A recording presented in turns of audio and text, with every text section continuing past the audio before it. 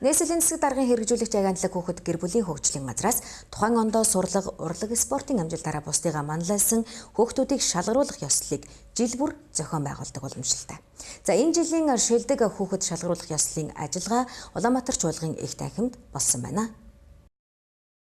Нийслэлийн 9 дүүргийн 617 хүүхэд шалгаруулалтанд өрсөлдснөөс 45 шалгарч нийслэлийн шилдэг хүүхдэд нэр дэвшжээ. Шалгарсан 45 хүүхдээс шилдэгэн шилдэг хүүхдийг манлайлагч, оюунлаг, бүтээлч, тамирчин, авьяаслаг гэсэн 50 номинацаар шалгаруулан тодруулжээ. Шилдэг хүүхэд шалгаруулах баярын арга хэмжээнд нийслэлийн засаг даргын орлогч инхтэр болон холбогдох албаны хүмүүс оролцож шилдэг хүүхдүүдэд шагналыг гардуулж баяр хөдлөө.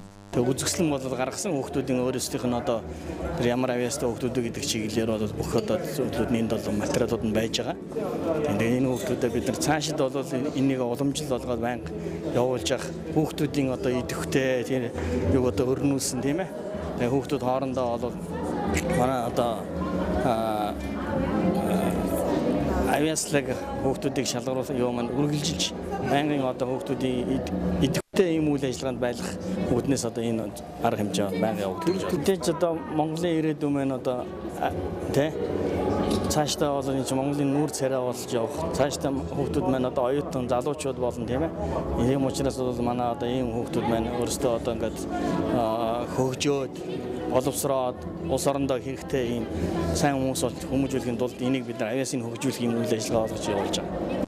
Баянзүрх дүүргийн амгалан зохицуулбар сургуулийн 11-гийн ангийн сурагч Ариун Баяр, шилдэг манлайлагч, Сонгон Айрхан дүүргийн 2-р бага сургуулийн 5-ын ангийн сурагч Тэмүүлэн, шилдэг оюунлаг, Налайх дүүргийн Эрдмийн оргил зохицуулбар сургуулийн 12-ын 3 ангийн сурагч Инхсов, шилдэг тамирчин, Чингэлтэй дүүргийн 5-р сургуулийн 9 ангийн сурагч Чингис, шилдэг бүтээлч, Сүхбаатар дүүргийн хөгжим мужийн коллежийн сурагч Эмүүжин, шилдэг авьяаслаг хүүхдээр тус шалгарчээ.